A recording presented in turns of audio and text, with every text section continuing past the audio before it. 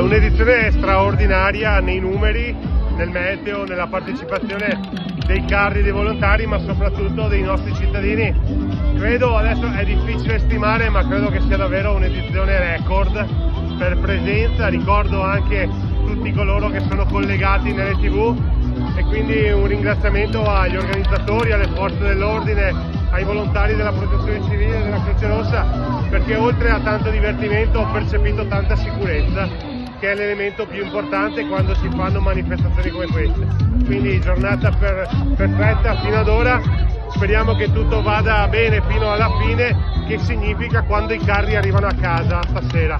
Però davvero un grazie va soprattutto a quei volontari che animano i carri mascherati e che li preparano durante tutto l'anno, perché sono stati straordinari nelle coreografie.